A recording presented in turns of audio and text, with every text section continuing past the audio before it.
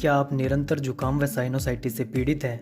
आज आप जान ही लीजिए कि साइनस क्या है और साइनोसाइटिस क्या है। ऐसा जुकाम जिससे सिरदर्द व बुखार शुरू हो और जो मौसम के साथ या किसी एलर्जी के कारण शुरू होकर कुछ समय या अंतहीन बन जाए, वह है साइनसाइटिस।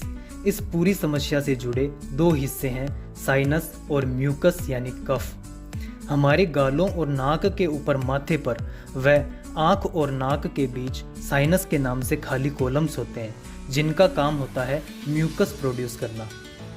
म्यूकस कफ या बलगम है जो ज़्यादा जुकाम या खांसी के साथ गले से निकलता है, वही है म्यूकस। और ये जो गालों के स्कल में और माथे के स्कल में जो स्पेस बना है, उसी का नाम है साइनस। और थोड़ी सी इन्फॉर्मेशन ये भी है कि माथे के भाग वाले को फ्रंटल साइनस, नाक के ऊपरी भाग वाले को एथमोइड साइनस और गालों के हिस्से वाले को मैक्सिलरी साइनस कहा जाता है। म्यूकस या कफ हर ह्यूमन बॉडी में होता है और ज़रूरी भी है, बस ज़रूरत है कि वह नियंत्रित रहे। कफ या वैज्ञानिक नाम से म्यूकस कहें, जिसका ज़रूरी काम है हमारी बॉडी में ल्यूब्रिकेंट्स तैयार करना।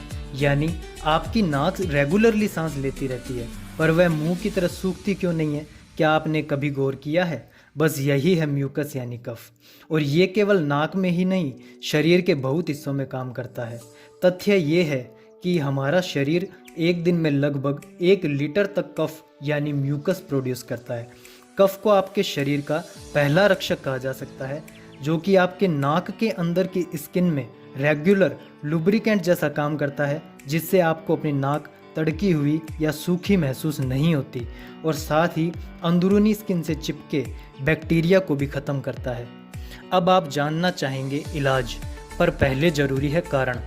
जब किसी व्यक्ति को किसी चीज़ से एलर्जी हो या किसी वायरल इन्फेक्शन का संपर्क हो जाए, तो ये साइनस बैक्टीरिया के खात्मे के लिए ज़्यादा मात्रा में म्यूकस यानी कफ को पैदा करते हैं, जिससे ये सूज जाते हैं और इनकी कफ निकलने वाली जगह हो जाती है बंद, जिससे कफ अंदर ज़्यादा इकट्ठा होने लगता है और इसी में बैक्टीरिया या वायरल बढ़ने लगता है।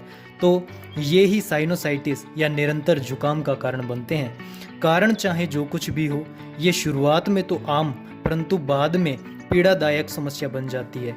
इसलिए फर्स्ट फेज में उपचार कर डालिए, जहां इसका आसानी से उपचार किया जा सकता है। एलोपैथी दवाओं में बैक्टीरिया या वायरल इन्फेक्शन के कारण साइनोसाइटिस के लिए एंटीबायोटिक्स होंगे, जिसके साथ साथ खांसी व जुकाम की दवा और अधिक समस्या होने पर साथ ही दूसरी दवाएं नेजल स्प्रे डॉक्टरों द्वारा शुरू की जा सकती है, जिसके लिए आपको विधिवत पालन करना ही चाहिए। लेकिन अगर आप चूज करते हैं घरेलू तरीके और आयुर्वेदिक उपचार, तो वे भी बेहतरीन कारगर हैं, समस्या चाहे कितनी भी गहरी हो। जुकाम खांसी शुरू होते ही आपको घरेलू तरीके से भाप लेना तो शुरू कर ही देना चाहिए। इसमें कोई बाम मिला लें तो अच्छा फ़ायदेमंद है। भाप लेने से कफ पतला होगा और उसकी निकासी भी आसानी से और बिना तकलीफ के हो जाएगी। नाक पोंछते साफ करते समय साफ सुथरे कपड़े का उपयोग करें। सीधी बात तो ये है कि पोल्यूशन और गंदगी से बचें, स्वच्छता का रखें पूरा ध्यान। प्राणायाम व योग क्रियाओं को रखें शुरू। इसी के साथ जल नेति बहुत ज़्यादा फायदेमंद है। अब आप जानेंगे कि इसकी आयुर्वेदिक दवाइयाँ क्या है, तो चलिए देखते हैं। विशेष रूप से आयुर्वेदिक दवाओं में 2 प्रकार की दवाएं। पहली, लक्ष्मी विलास रस। जिस कंपनी का आपको विश्वसनीय लगे, उसे खाना खाने के बाद सुबह और रात के खाने के बाद 2-2 गोली ले लेनी चाहिए। और दूसरी दवा है थोड़ी सी मेहनत का फल।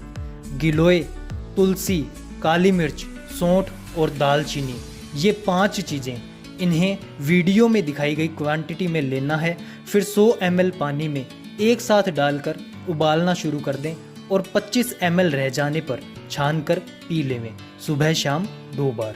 वैसे तो ये मिक्सचर बाज़ार में आसानी से उपलब्ध है, लेकिन मार्केट से ले आने के बाद इसमें कोई चीज़ कम है तो अलग से मिला लें और स्वाद के हिसाब से गुड़ अथवा 1-2 बूंद नींबू का रस मिला लें। इसके साथ ही षड बिंदु तेल का उपयोग ना भूलें। दिन के समय 2-2 बूंद और रात को सोते समय 2-2 बूंद। इनका उपयोग शुरू कर देने के थोड़े से ही समय में आप जान जाएंगे कि ये घरेलू और आयुर्वेदिक उपचार कितना ताकतवर है। वैसे तो इतना उपचार भी कारगर है, लेकिन रात को केवल दूध पीने की बजाय 1 गिलास दूध में 1 से 2 ग्राम हल्दी मिलाकर लें तो और भी फायदेमंद है। एक छोटा सा काम आप कर सकें तो रात को सोते समय दोनों कानों में रुई डालकर सोएं। इससे जुकाम व अन्य दिक्कतों में फ़ायदा मिलेगा। कुछ परहेज भी करने चाहिए, जैसे तेल व चिकनी चीज़ें, केवल दूध, ठंडा पानी पीने से बचें, ह्यूमिडिटी वाली जगहों से और कूलर एसी की सीधी हवा से बचें, और जैसा कि विधान है चिकित्सकीय निर्देशन में करें। आपकी समस्या का जल्द हो निवारण, ऐसी है कामना। आपसे मिलेंगे अगली वीडियो में।